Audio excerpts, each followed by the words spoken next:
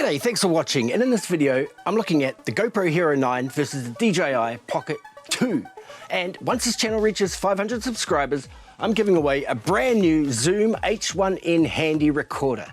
Now this device will level up audio for video making for you, and you have the chance to win this simply by subscribing. Check the description for the terms. Now let's get into the video. Okay, well, I'm a bit late to the party for this one, but this morning when I was waking up, I actually carted up the DJI Pocket 2 and just about bought it. But something stopped me and I thought I should put it out to the world to see what you reckon. Maybe it was the fact I already own the GoPro Hero 9. But anyway, in this video, we're going to look at what they both have in common and what they do differently, and whether you reckon I should just go ahead and buy what I want to buy. All right, so we'll start off with the middle ground, what they both do. Now, both of these devices capture exceptional video, read mediocre, at high resolutions. Now the DJI Pocket 2 films up to 4K, whereas the GoPro Hero 9 has a little bit of an edge at 5K. Now they both do 240 frames slow motion in HD, and they both have connectivity with native smartphone apps, so you get extra functionality there with both devices. Hey, they both take photos at high resolution, but in my experience, the photos from the GoPro are pretty much unusable. I have cameras for that, so it's not a consideration I'm making right here. They both have the time-lapse function, and the GoPro has the amazing time warp feature. But to me, I think the DJI Pocket 2 might have the edge here, as it has the ability to pan and tilt the camera head while the time-lapse is being taken. That's something the GoPro Hero 9 can't do. They both have battery life over 2 hours, so that's great. But the GoPro Hero 9 has the ability to remove the battery, replace it with another and recharge it independently while still using the device. Now, of course, you can plug in an external power pack to the DJI Pocket 2, but then you have something else hanging out of the device. It's something extra you have to think about and adds more complexity to the convenience of using either of the devices. They can both be used for vlogging, sure. Hey, I'm too chicken to vlog, but also a consideration for me is I'd be so worried about damaging the DJI Pocket 2, just like knocking that gimbal head right off it. I mean, it's not like I'm some sort of maniac Red Bull mountain bomber or anything like that, but all the same, durability is definitely a consideration for me.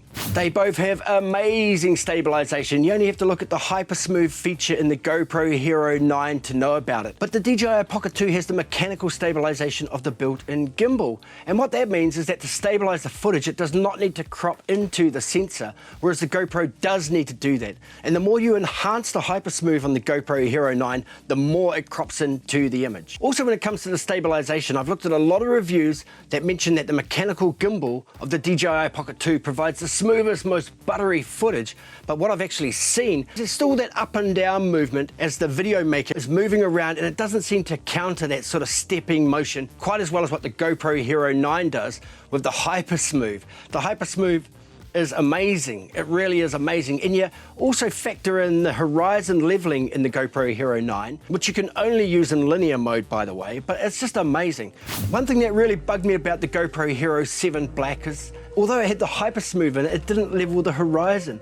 And so invariably when you're doing time warps or taking videos, you get back and find your whole video is set off at about 30 degrees or even something more radical than that, and basically rendering it unusable. So the fact that the GoPro Hero 9 now has a horizon leveling in it is amazing. It's terrific. And to me, that's probably a reason not to need to get the DJI Pocket 2.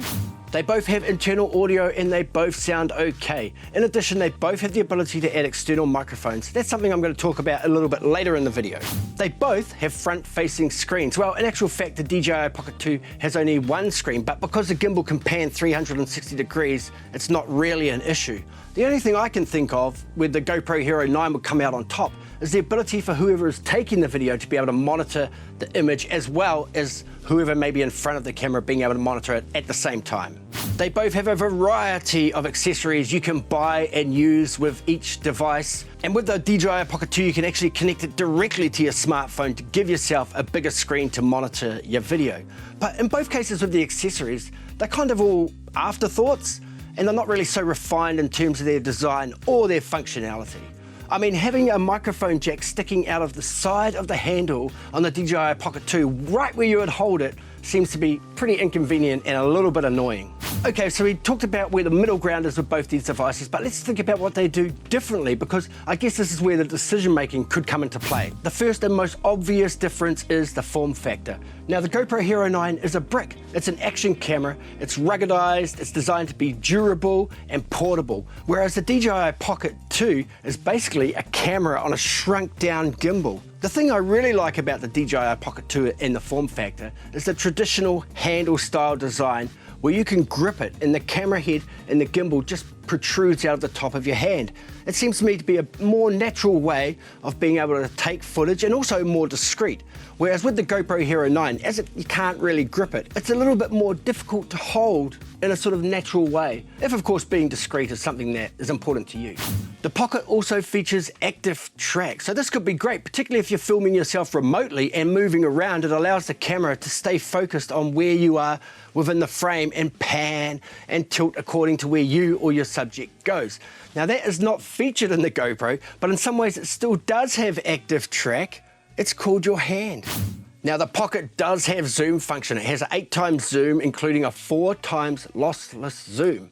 The GoPro does have zoom in it, and also the ability to punch into the narrow mode and also zoom. But what I found in the GoPro Hero 9 is it does result in a loss of resolution, because of course it's punching in on the sensor.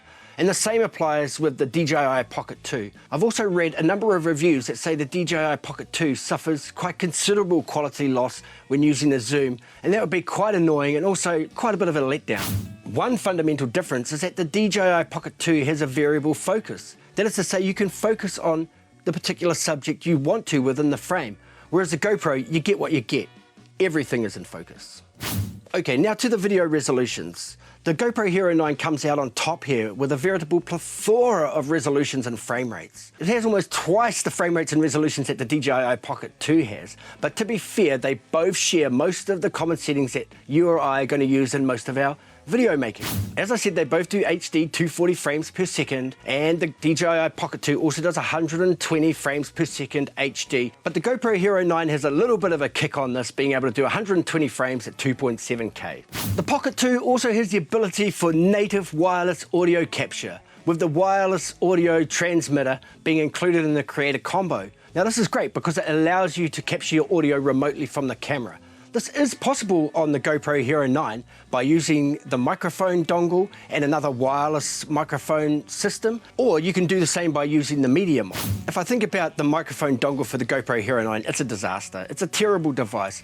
Why they just can't incorporate a 3.5mm audio input into the device at the start is beyond me. They already made the device bigger this time. Hey, make it a little bit bigger next time, I don't mind. Just let's have the 3.5mm audio jack input. That'd be awesome, GoPro. Another real fundamental difference is your lifestyle, or what you intend to use the cameras for. Now, the GoPro Hero 9, of course, is a traditional action camera. It's ruggedized, it's durable, it's water resistant, something that is not featured in the DJI Pocket 2.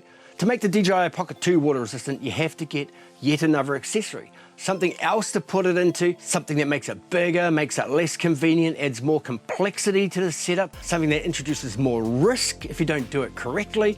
All of these things are really great considerations. Even just if it's raining outdoors, you know, I'd have a lot more confidence in the GoPro Hero 9 being able to deal with that rather than the DJI Pocket 2. And now we'll just cover the price. It's true that the DJI Pocket 2 comes in a little bit cheaper than the GoPro Hero 9, but if you factor in the Creator Combo, which I think you'd have to really buy at the outset based upon the discounts you get on the individual items if you were to buy them later at a premium. Okay, I'm about to finish the video, but first of all, why do I want the DJI Pocket 2?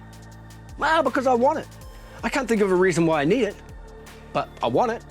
It just sings out to the gadget part of my brain, as I said. It's novelty, it's interesting, it looks exciting, it's fun. It's just something else to add to the kit.